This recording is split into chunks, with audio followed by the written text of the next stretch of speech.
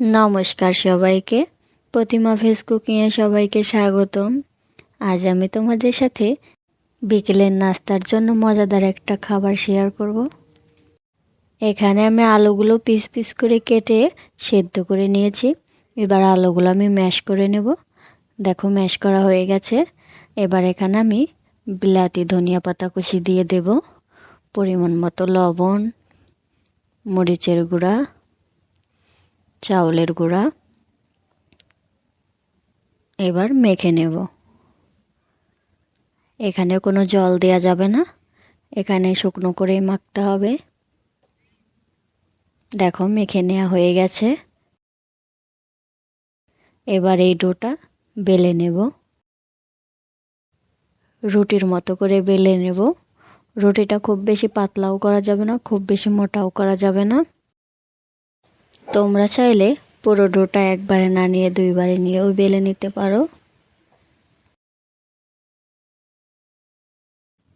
আমি যেমন করে বেলে নিচ্ছি তোমরাও এমন করেই বেলে নেবে।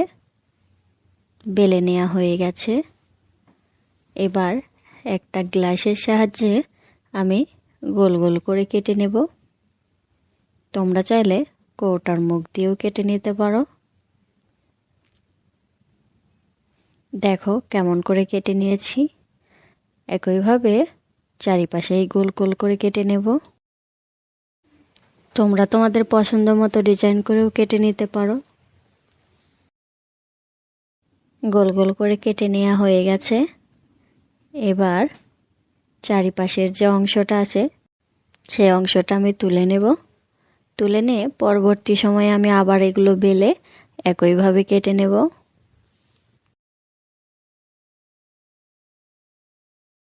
তুলে নেওয়া হয়ে গেছে। এবার আর একটা ছোট মুখ দিয়ে মাঝখানে গোল করে কেটে নেব। দেখো কেমন করে কেটে নিচ্ছি। একইভাবে সবগুলোই কেটে নেব। কেটে নেওয়া হয়ে গেছে। এবার তুলে দেখাবো কেমন হয়েছে। দেখো কত সুন্দর হয়েছে। এবার একটা প্লেটে তুলে নিলাম। একইভাবে সবগুলোই কেটে নিয়েছি। এবার ভেজে নেব। তার জন্যে ফ্রাই প্যানে পরিমাণ মতো তেল দিয়ে দিলাম। তেলটা গরম হয়ে আসলে এবার দিয়ে দেব। দেওয়ার সময় একটু সাবধানে দিতে হবে, তেলটা যেন হাতে না লাগে। আর চুলার আঁচটাও মিডিয়াম রাখতে হবে। একইভাবে সবগুলো দিতে হবে। দেয়া হয়ে গেছে। এবার শুধু ভেজে নিলেই হবে। এবার একটু উল্টে দেবো, এক পাশটা হয়ে গেছে। বিকেল হলেই মনে হয় যেন নাস্তায় কিছু তৈরি করে খাই। এই রেসিপিটা খুবই সহজ, যখন তখনই তোমরা ঝটপট বানিয়ে নিতে পারবে। আর খুবই মজাও কিন্তু। আশা করি একবার হলেও বানিয়ে খেয়ে দেখবে। আর কেমন হলো সেটাও কমেন্ট করে জানাবে। এবার আবার একটু উল্টে দেব।